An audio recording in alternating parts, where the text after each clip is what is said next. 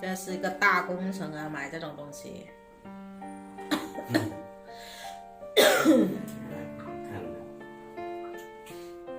我才不，我就是咳死我就吃药，我才不吃这个。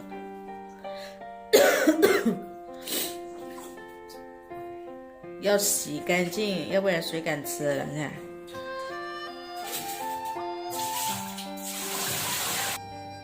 今天这个食材就有点尴尬了，这东西的话不常买，我不会处理这个也挺复杂的，是个大的工程。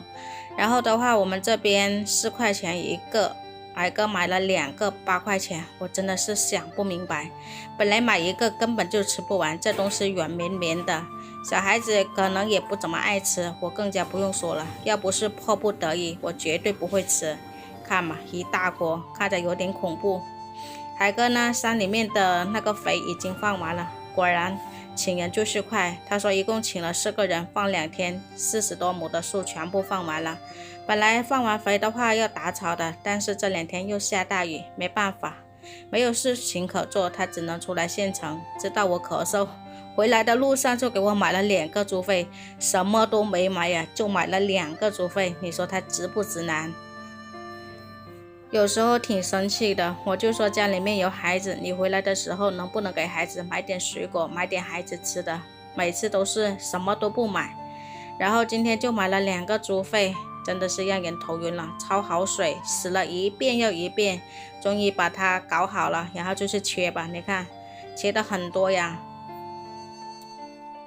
海哥说这是个土方子，小时候咳嗽打针吃药不见好的情况下，买这种东西回去炖下汤，喝点汤，再吃点猪肺就好了。我也不知道有没有这么神奇，因为我咳嗽的话已经有一段时间了，自从5月以后回到老家，然后进山干活，有一天不是发烧了吗？然后就拉去镇上的医院挂了急诊，烧是退了，但是后面就开始断断续续的咳嗽。我也不怎么在乎，因为他都是晚上咳，白天不怎么咳。白天在山里面干活是一点都不咳，但是晚上收工睡在床上的时候就开始断断续续的咳。在这期间的话，我也有在吃药，吃那种什么止咳的。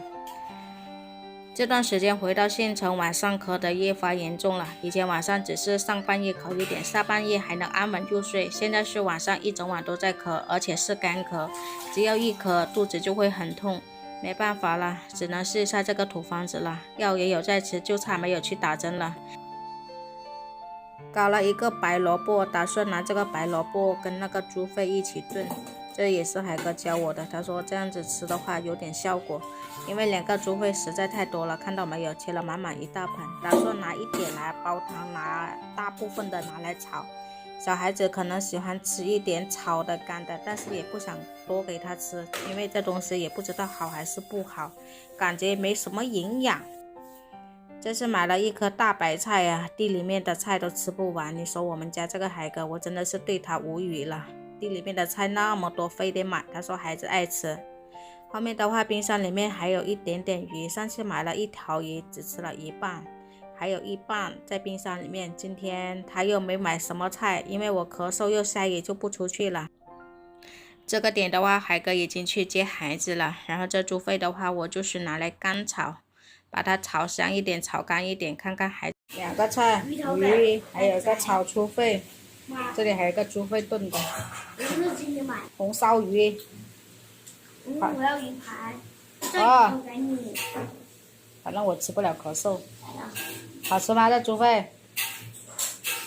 香哦，嘎嘎的香。香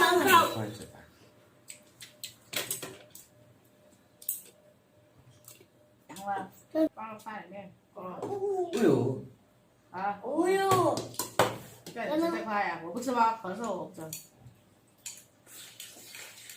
哇！凉凉的，排骨一样的。我是大的。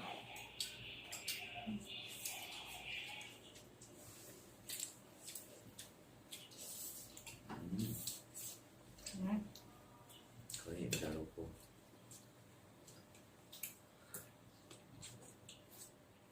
你要蘸酱油吗？